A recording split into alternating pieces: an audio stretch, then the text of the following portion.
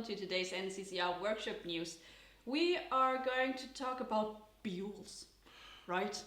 That's Suspension. scary. We only talk about EBRs actually. Yeah, but come on. Gotta go back to our roots. Yeah, the roots were a bit before the fuel framers, but That is true. That was like back in 1999. Anyway, so we had a customer. We do have those, and that's this bike. And I don't know if you can tell by the size already. It's a SCG, so it's a lowered one. And we all know they exist. We've seen them, but I at least had never sat on one. yeah, we have them from time to time in the shop. But Yeah, but I don't know, I just never sat on one.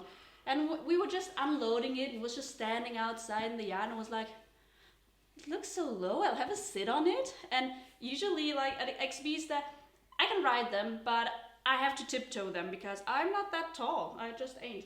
So I sat on it and was like, that is so nice, because you can see it is just so easy. I can just get flat with my feet down on the earth. It's easy for me to maneuver it. I can go wherever I want. I can stop wherever I want, because that's usually a problem. That's just not safe. I always have to kind of look like, oh, that might be a little bit of dent in the road or something, so I don't stop there. And this is just so much nicer and safer. And we're like, why didn't we do this before, huh? yeah, well, we quite often tell people, yeah, make your bike safe. If you're not tall, lower it. And in the Wilburs business with the BMWs, we have a lot of lowering of bikes. Yeah, but the GS 1200, they're also so high. Yeah, exactly. But I always with the XB and 1125, her mother, she ride it very well. She's just used also on the tube framers back to the S1. But now we said, okay, with this bike, what will Julia use more this summer? I said, let's lower the fork, and this video is about doing a proper fork service. Suspension, yes. Yeah, it's about suspension, and it's about why the package tape is the most important part of proper fork Invaluable. service. Yeah. Absolutely invaluable. That we will talk about, and yeah, well, in general. You all know we are Wilburs importer for Sweden. This is one of the Wilburs. These are very nice working, good suspension parts, and honestly up to good club sport level. This Wilbur stuff works really good. It always depends what you're going for and what kind of money you are able to spend, because I mean, of course, this is amazing. It is not only golden, it is golden. If it is adjusted to your weight and your riding style, it is the best that money can buy. Well, this is something this is extra special. What you normally not even can buy. This is original World Superbike Öhlins shock, and this is very good stuff if you have a technician from Öhlins beside you, or at least have it professional service. They need a lot of service, and they are of course on the highest levels like World Superbike or MotoGP. They are not to beat. But we have a lot of suspension customers, and I can tell you we see a lot of this good stuff. Yes. And I would say, at least here in Sweden, nearly the half of these bikes are wrong set it up. That might be because of second-hand deals. Imagine if I buy a second-hand one and I get one that is built for him. What do you mean with that? Nothing. Okay. I'm just saying that it but might imagine I would buy one from her, and with this tiny spring in, yes. I could close a preload till the spring goes on block, and yes. Still it would not work properly. So the long story short is, if it's the wrong spring, you can never compensate for it. So no, a wrong spring is a wrong spring. So always, if you're unsecure. We will not make a suspension workshop today. We will just show how to service the Buell XB fork proper. but if you don't know anything about Sage and so on, so you should definitely learn it. It's absolutely worth your time. And it's not that difficult, but you do have to wrap your brain around it. yeah, it's really not always about money. Like when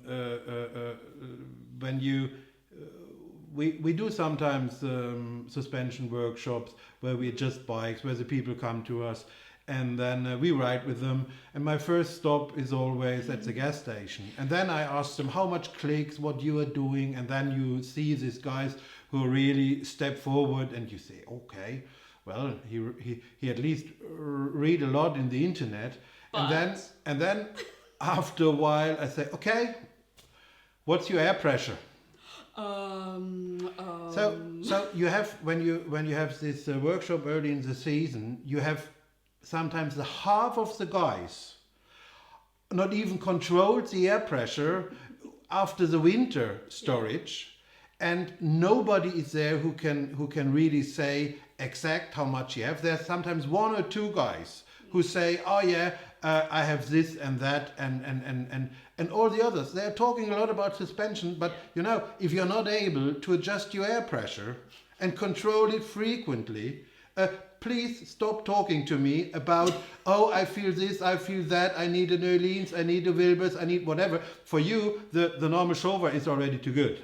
You should just have a piece of Madeline that would be good enough for you. Because if you don't know your air pressure, if you ride around like a lot of these guys with 1.3 at the front, and we are talking not racetrack, new Dunlop technology, then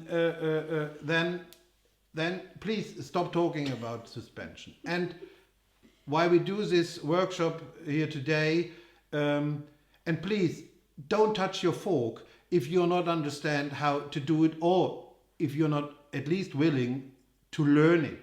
It is super simple to do it.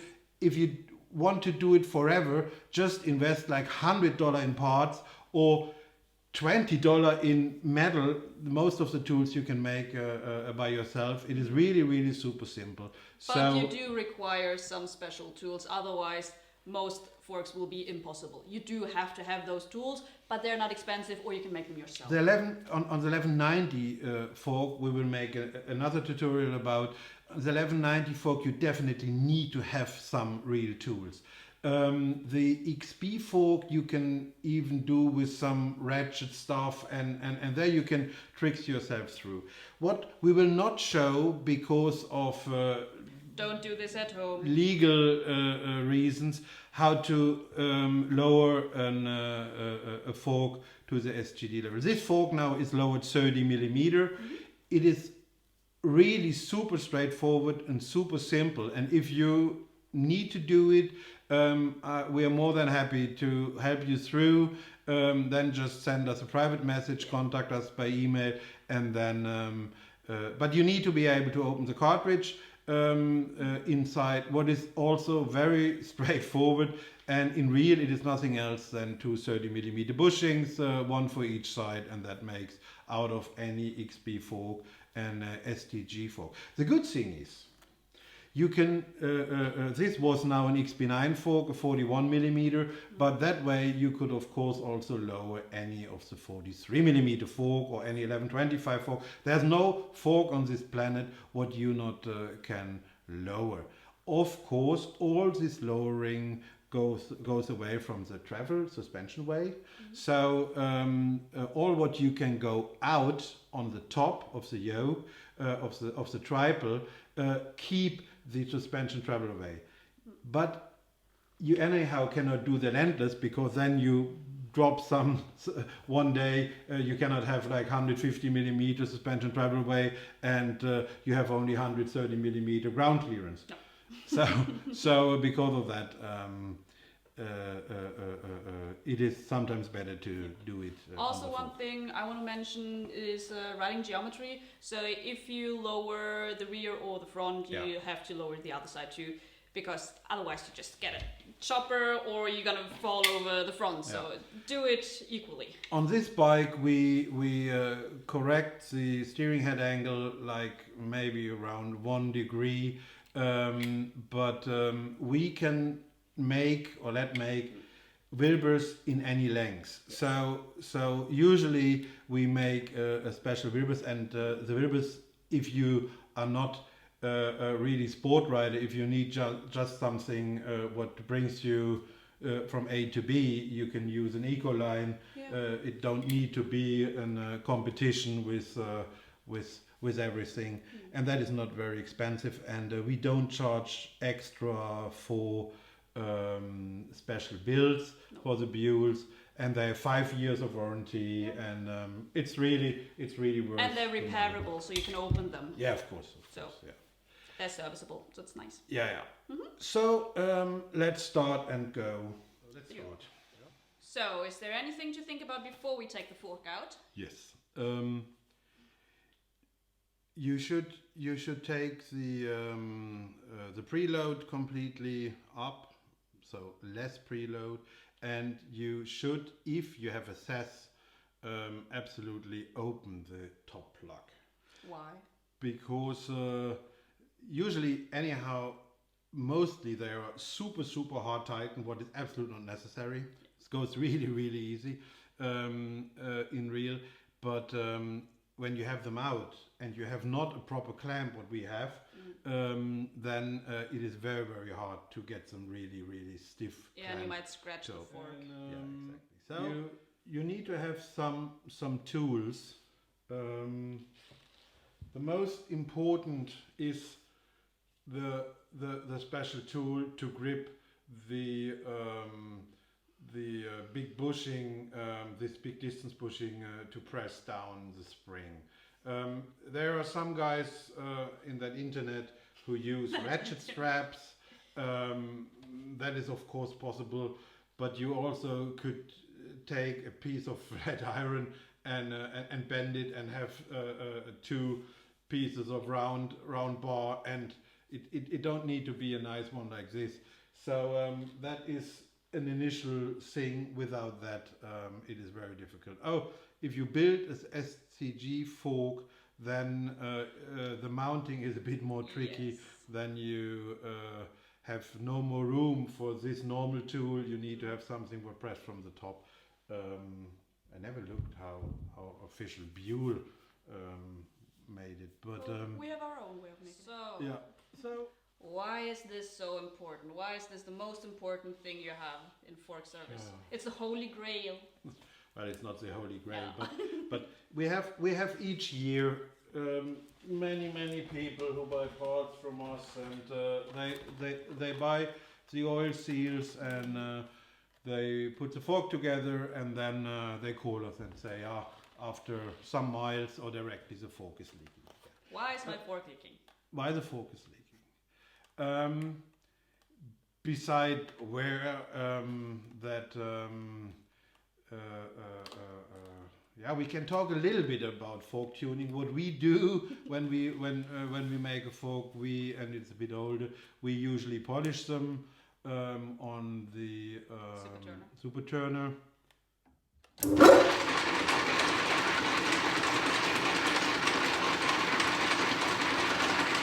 We don't show now here exactly how we do it, also that because of... we don't want you to be losing fingers or, Yeah. But there's a way to do it on the super turner without getting your finger into the bracket of the front fender. And that is essential that the surface is in good order. Of course, if you have a lot of holes in or scratches from forgotten locks when you try to drive away, and we have seen it all, then of course sometimes you need really to change the tube. But not often though. But if it is in order, normally a fresh oil seal and the fork should work. Why it does not work? When you look here, when you have took here a closer look, you see that the fork in the upper area have holes, it have edges, and these are, if they are not covered, they're cutting the seal lip of your oil seal. They might not look sharp, but they really are. Yeah, so what happened? You you have your new oil seal, you have it nicely greased with the super fly to the moon suspension grease, and then you push it over the tube, and then on each of these holes there is the little seal lip is getting into the hole, and then it got cutted, and then comes the next hole, cutted, and then you're down, and then you think, oh wow, what a good job, and then the focus leaking. So tape is your friend. Yes. You tape the whole upper area, and then you put suspension grease on it, on the oil seal, and then you slide it in the right direction. Yes, that happens. It happens to us too. Yeah. And you just look at yourself like, what kind of idiot am I? Yeah, exactly. So in the right direction, without having forgotten the other parts who come earlier, Yes. like the dust seal, and then you put it together, and You're good to go. and then you're good to go, at least for this step.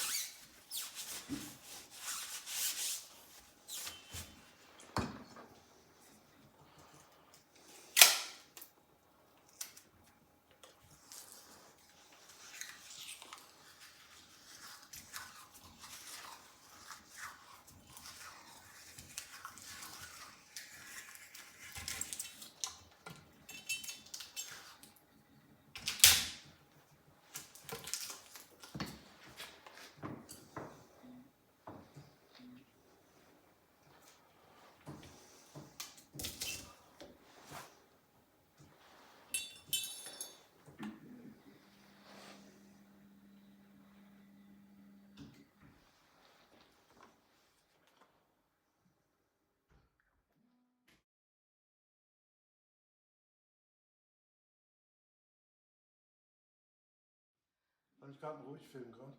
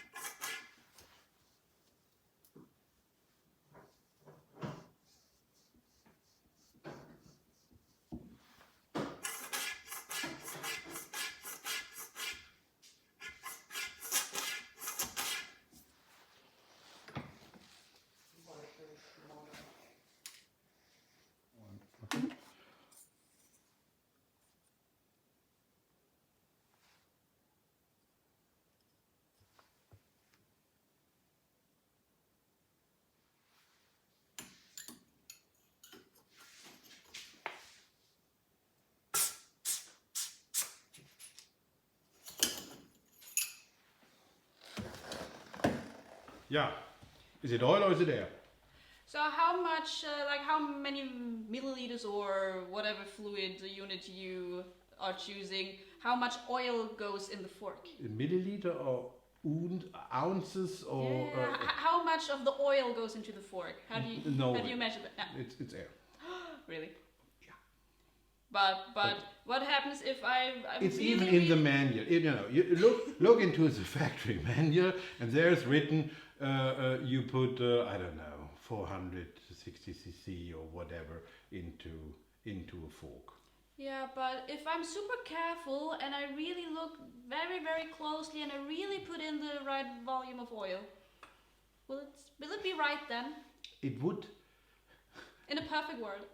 In a perfect world, with nobody ever changed the spring, if you had the fork, the cartridge completely in pieces, And dried. had it dried completely. So it's like a new fork part, all new fork parts, no wear, nothing. Yes. Then, of course, you in the factory at Chova, they are not measuring the air chamber. No. There they just say, okay, it is 422 cc, and then they flush in the oil and close, bleed the fork, and then they are done. But we are not living in a perfect world, and that is why on a motorcycle fork we are never talking how much oil you fill in. We say how much oil we not fill in. And we have a scary tool for that. Yeah, that is this one. Don't try this at home. No, you should try that at home. It is very easy. This is just an how you call it? Spruta. Yeah, what is it? Oh my god, it's oh my, I have such a brain freeze now. Okay. It's a syringe. It's a syringe. Okay. I know this shit. A syringe, and you go this way. yeah. So here you have a skalierung. Scale. A scale, and there you have the millimeter from here to there, and then you say, okay, you want to have an air chamber of 110 millimeter, what is quite common for a Buell fork, and then you adjust it to 110 millimeter, and then this is not 110 millimeter. So, doesn't matter now. Yeah. So to 110 millimeter. Now we are at 110. And then you suck. And then you put it in, and then you take out the air. With or without spring? That is always the question. No, you take out the oil. The Yeah, excess sorry. oil. Yeah, of course. Then you take the oil out, and then you have the oil level here. What gives you an air chamber of, in this case, 110 millimeter. And the rule is, the fork is completely, the outer leg is completely down, and there's no spring in. So you have, but of course, otherwise you would have a hole. The cartridge is of course in. So what you do, you collapse the fork, you fill in the oil, you start bleeding the cartridge, then you bleed the outer tube, and then you fill up oil, and then you bleed, and then when you think you're getting close to what you want to have at the end, you don't need to have this. You can use a lineal, or you can even, if you look into it, you can have a piece of wire what you bend at 110 millimeter or whatever. So you don't have to have this, but it's very practical. yeah, it goes faster. But and then your fork is ready bleeded, and your oil level is set, and it's not a question how much oil was left in the fork. No. There's no question what spring you use at the end. You can reply that all time, especially when you do tuning, because that's the next question: what oil I should use? Oh wow, yes, always. You know, first of all, the brand is, we use Motul, and when we have Wilbers modification with Wilbers fork springs, we use the original Wilbers oil. Use a good oil, and much more important is to do the work right, to do the air chamber right, and to, of course, bleed the fork right, yes, and build it correct together again. And don't use olive oil. Don't use olive oil, but now the question of viscosity. It is between 5 and 10 on a Buell. That is something you can always, this is the area where you can move around in, depending if you are heavy, how you're riding. We in general make the most forks with 7.5. This is somewhere between. I'm not a middle.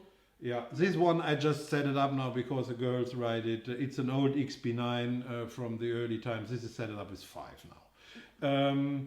I already say, yeah, well, that I'm very sure it will work. It will work very, very nice. We'll see. But if you really want to tune your suspension, get into it, and then you can try like changing the air chamber 10 millimeter up and down or 5 millimeter up and down and things like that. That brings you maybe better to the point than buying something what have a different color or yeah, you know what I want to say. Yeah. Yeah.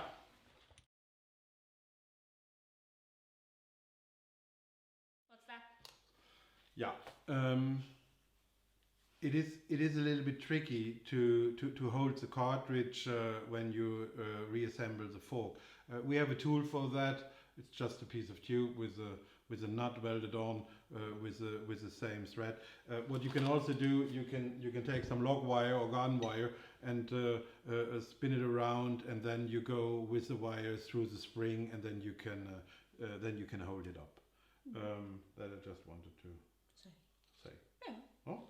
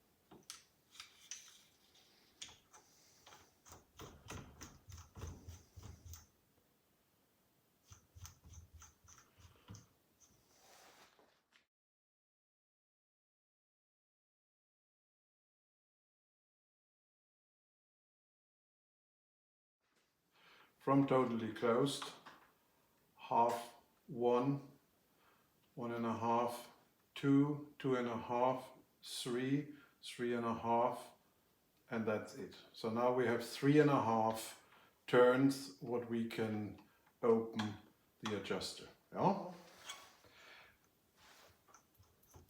The counter screw and the body, if I rise that up now, I find another half, 1, half, 2, half, 3. I don't want to take it out. So what we want to say is that there is a relation how much clicks or how much turns your adjuster shows you how much you can turn it, how this screw is adjusted. So this height is directly going into how much clicks you have. So if you get a fork back from service, would have 15 clicks on one side or 3 turns on the left side and 4 turns on the right side or 20 clicks on the other side, then it is not proper assembled. So this is why you should know what you're doing.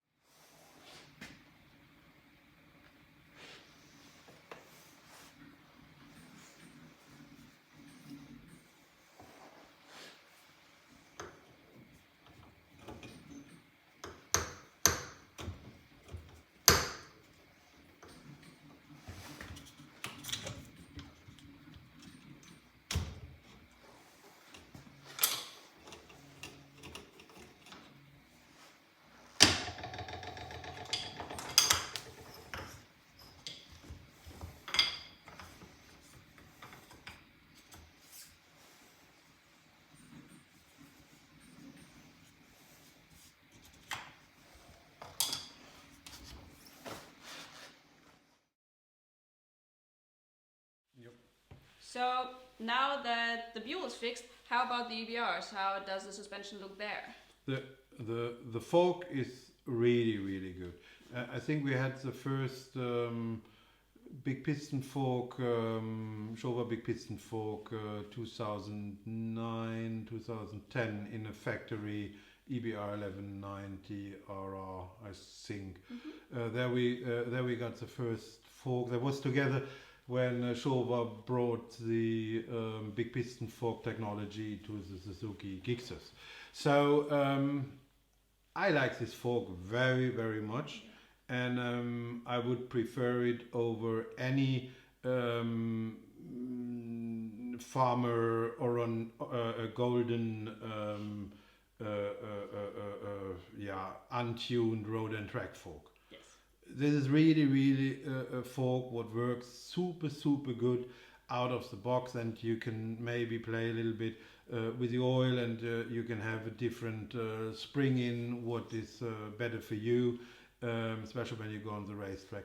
But this is really a super good fork.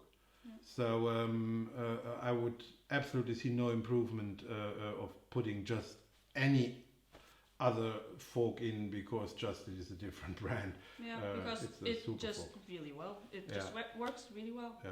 We won endless races and championships with this fork, and there's nothing. But the rear, of course, from the geometry, there's not so much to win. So you can go a little bit higher, lower. Usually makes absolutely no sense. So a shock what can be adjusted in the height, what works a bit better.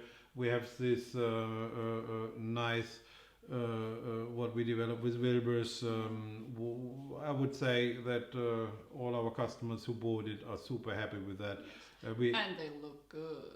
If you order them in black, they are looking super cool. Yeah, you can have the Justice either in red or in blue, and we had this customer who ordered in blue the other day. Yeah, exactly. Yeah, I had some pics up. Yeah, that's really cool. Yeah. So the suspension side on the EBR is quite good to tune, and I think we will make another feature, not next week, but in the near future, of the service of the 1190 fork. That's a little bit more advanced, and we, as I said earlier, need also to have a little bit more tools. Yes. So. Yeah, but I think that's it for today, isn't it? That's it for today. Yeah. So we'll be off, and we'll be celebrating midsummer now. Because it is midsummer here in Sweden, and well, we cannot go dancing around the midsummer pole thing like little frogs. Google it, it's hilarious. You basically see people acting as they were frogs and singing kuwakaka, kuwakaka, kuwakaka. So not gonna do that. But yeah. So we say trevlig midsommar. Yes, trevlig midsommar på er. Have a nice weekend. And have a nice weekend and stay safe. Yes. Yeah. Always. See you next week. Bye. Bye.